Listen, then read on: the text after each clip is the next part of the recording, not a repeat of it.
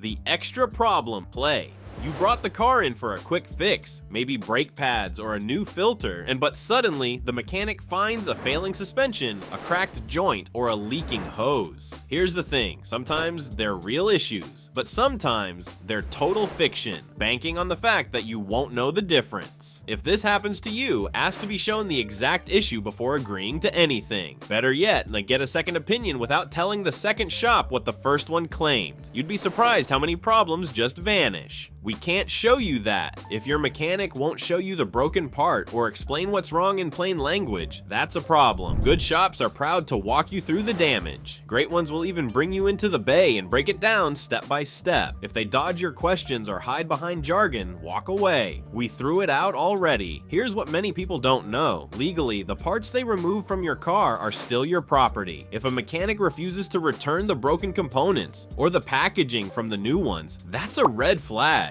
Ask for them up front before the repair. Honest mechanics won't hesitate, dishonest ones will make excuses. Temper tantrum tactics. This one's subtle, but telling. You ask a basic question like, can you show me the damage? Or can I get a copy of that test? And suddenly they're offended. They might act insulted, irritated, or even accuse you of being difficult. But that emotional flare-up, it's often a cover for shady work. A good mechanic welcomes questions. A sketchy one wants you to shut up and pay. Your oil is low. Unless your engine is leaking or burning oil, this rarely happens between changes. More often, it's just a pressure tactic to upsell unnecessary services. Don't let urgency override logic. Ask them to show you the dipstick and check it yourself. The phantom air filter. One of the oldest tricks in the book, charging for an air filter they never actually replace. If you didn't see it go in, don't assume it did. Ask to see the new filter and keep the old one. If they hesitate, something's off. You need an engine flush. Here's the truth, most car manufacturers don't recommend engine or transmission flushes. In many cases, they can even cause damage if done improperly. So why are they offered? Because they're pure profit, easy to sell, expensive to dispute. We only take cash. This one's sneaky. Shops that demand cash eliminate any paper trail, meaning no receipts, no record, no recourse. If they won't accept cards or checks, it's probably not just about fees. It's about avoiding accountability. You need a fuel system cleaning. In 99% of cars, this is unnecessary, unless your owner's manual specifically calls for it, and it usually doesn't. It's just another upsell dressed as a life-saving service. Want better MPG? Keep your tires inflated and change your oil on time. Skip the snake oil. The belt bluff. This belt's about to snap, they warn, holding up a cracked rubber strip. But is it really your belt, and is it even damaged? Timing and serpentine belts can last 60,000 miles or more. Always ask to see them on the vehicle, not just in hand, and check your car's manual for the actual replacement intervals.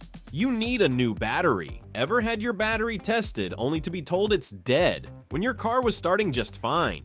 Some mechanics use doctored results or obscure tools to justify a replacement. Don't fall for it. Ask to watch the test or check it yourself with a $20 multimeter. If it reads above 12.4 volts when off, it's probably just fine. You're low on Freon. Unless they've run a full diagnostic on your AC system, they can't see Freon levels. It's a sealed system. If they're claiming it's low without running gauges, they're guessing, or worse, lying. Look at this.